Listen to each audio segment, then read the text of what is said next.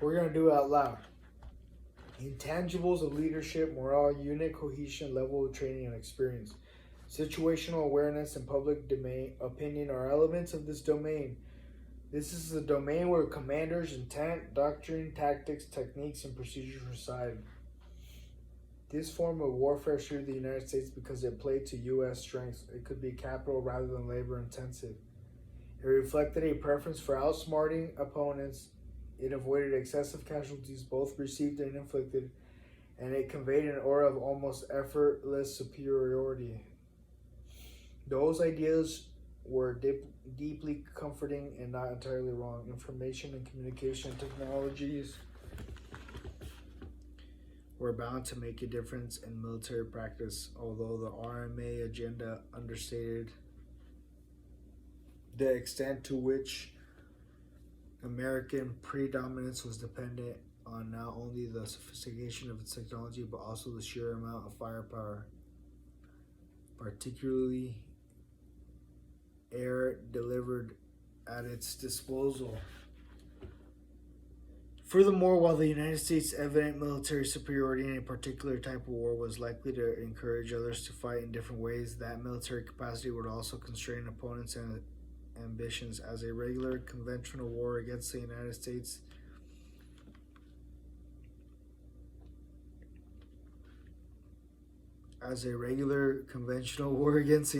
appeared to be an increasingly foolish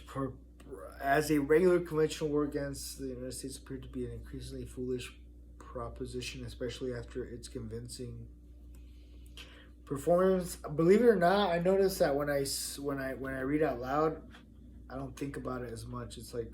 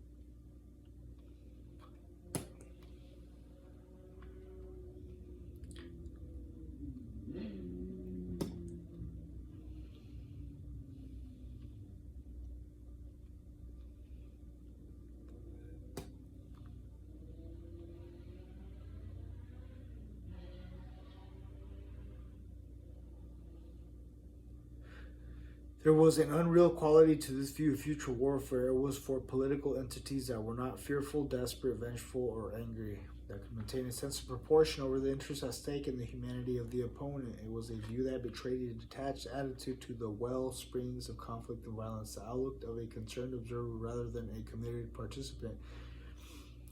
It ignored the physicality of war and war's tendencies to violence and destruction. It would hardly be a revolution in military affairs if those who embraced it only took on conflicts which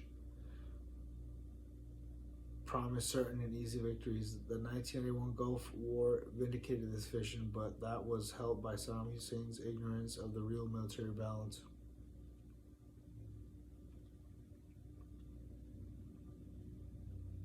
In this respect, the vindication carried its own refutation.